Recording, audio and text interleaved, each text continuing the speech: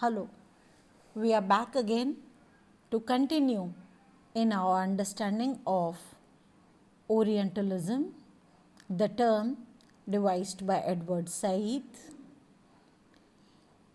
the great professor of philosophy. The first definition that he gave of Orientalism was all that is taught, is written about, and is researched on the people of the East, whether by anthropologists, sociologists, historians, or philologists, and every aspect specifically and generally given about the Orient was Orientalism. Now, here is the second definition of Orientalism as given by Edward Said. He says, Orientalism is a style of thought based upon an ontological and epistemological distinction made between the Orient and most of the time the Occident. Let us try to understand the meanings of the terms that he employs while he defines Orientalism extensively. So, when he says an ontological style of thought, an ontological distinction. Ontology is the study of existence. Whatever is present in the real world, if we make a study of that, that is ontology. Ontology, defined by the dictionary, is the philosophical field revolving around the study of the nature of reality. So, reality has a nature. When in desert nights the temperature falls down, if there is a visitor to the deserts, he might feel it very freezing cold, but the one who lives there takes it easy. So, is there a construct of reality? The study that we make of the existence, the raw condition of nature, the raw condition of mankind, that is ontology. And the different entities and categories within reality. So, reality is never absolute. Whatever, let us restrict our understanding of these terms to the reality of men. Men biologically are flesh, bones and blood. But that should also be animals. So, while we are making a study of the reality of men, if we confuse it, if we do not restrict, if we do not stick to our perception of the reality, we might be led astray. Ontological studies or understanding is the study of being. Whatever is. If you study whatever is, that is ontology. That means it is the perception, what you feel, the existence of things, and the study of that is an ontological study.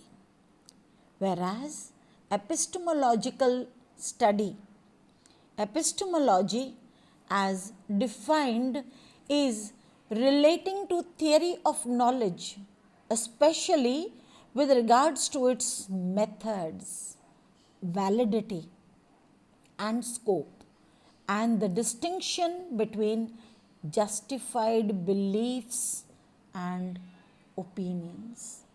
So epistemologically is more a process, whereas ontology is more a state of being. So Edward Said said that Orientalism is a style of thought based upon the being, that is the reality, and the epistemology, that is the process of discovery, by which we make distinctions between the Orient and the Occident. Occident is the opposite of Orient. Orient is of the East and Occident is of the West. Excuse me. So, everything that came to create a gulf between the state of being of the East and the process by which the Easterners were discovered or talked about or were documented in writings or in speech, the distinction between that, it brought a gulf between an understanding of the Orient and the Occident, and this was a very wide gulf, treating the Orient all the while as lesser beings, as diminished, as degenerate, even to the extent of degeneration. Some writings crushed the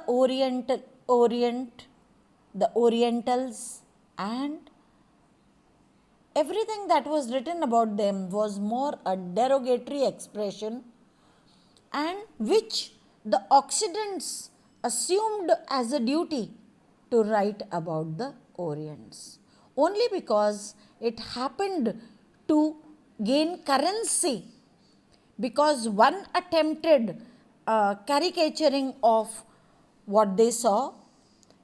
They trespassed the ontology to move into a kind of very specific understanding with their own bent of mind, with their own psyche, and they distorted the Orient.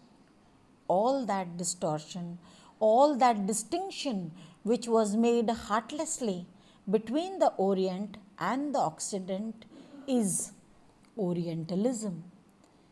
And then Edward Said gave a third definition of Orientalism in his book Orientalism. The third definition reads, Orientalism can be discussed and analyzed as the corporate institution for dealing with the Orient, dealing with it by making statements about it, authorizing views of it, describing it, by teaching it, settling it, ruling over it. This definition is the conclusion by way of which Said tells us what the occult did to the Orient. It was a corporate institution. That means not one indulged into making an assessment of the Orient, but it became a corporate affair.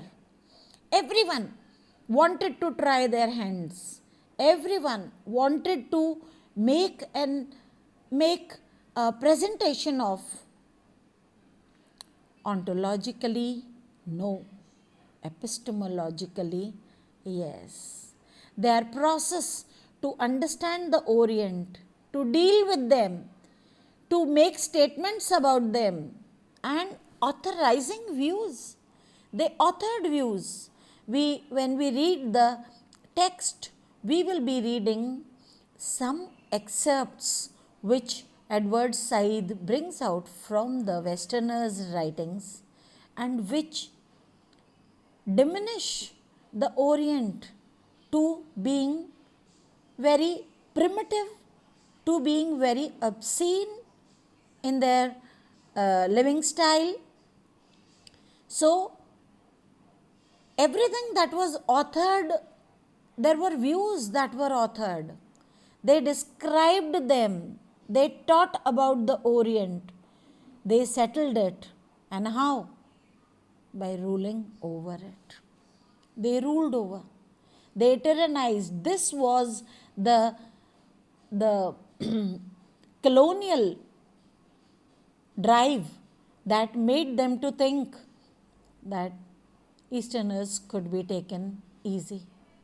They could be talked about as should please the readers, as should make the books in which the Orients were talked about, described, and documented and authored. These books, when they turned immediate successes, then everyone was wanting to rule over the Orient.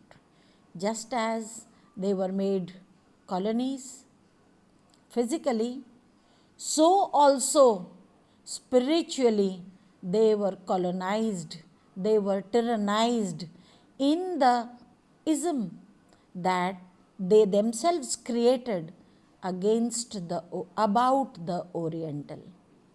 This, it was like catching them raw and perforce covering them up in their own desired shroud, maybe. It was a complete annihilation of the Easterners. In short, Orientalism as a Western style for dominating, restructuring, and having authority over the Orient.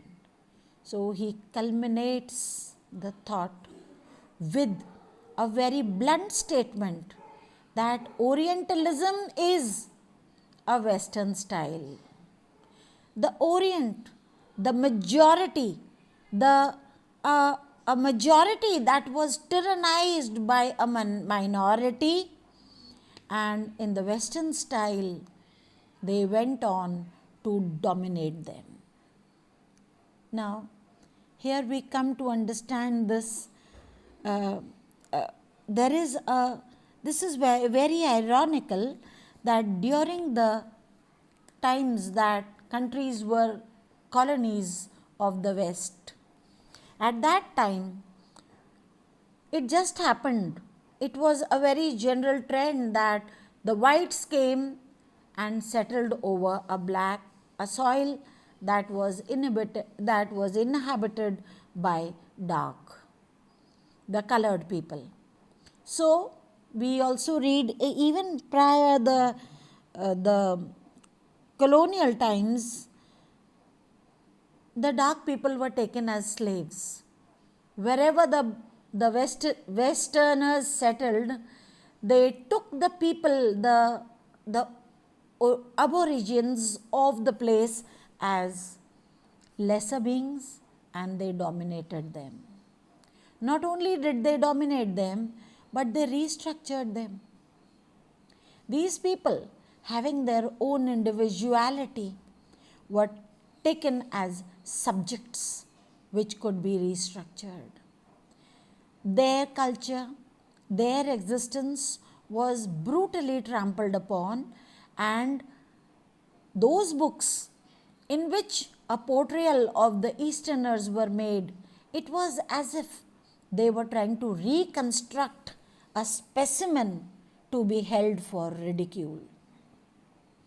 And what is worst is that the Occident took authority over the Orient. They were the rulers, and the Orient the ruled. And we all know that by way of settlement, the West consumed away the Orient. They made them their subjects and heartlessly ruled over them. So, Orientalism is that cult, that Western style by which the Orient were dominated, they were restructured, and they were taken full authority of by the Occident. This restructuring covertly hints at the spelling of Said, which Edward should have taken, only not to be mistaken as an Orient. It was, those times were difficult, and this Orientalism is a voice that in very modest way shrieks out loud against the tyranny, against the domination, against the restructuring to the extent of demolition and the complete authority. They authored as if the whole class, the whole people that were the Orient. So when we read the text of Crisis, which is the last chapter from Orientalism, we will try to see how the existence of the Orient were nullified, their presence was an object of ridicule, and how one after the other there were books, there were furious writings that destroyed their existence whatsoever. Not just painful is the negation of the existence, but equally painful is the method by which an approach was made to destroy them. Orientalism, therefore, is the anguish of Edward Said. It is the document that speaks aloud and clear the painful distinction that was drawn not on the geographical basis that some were the dwellers of the East and some were the dwellers of the West, but which distinction came as a tyranny against the very being of the Easterners. Thank you.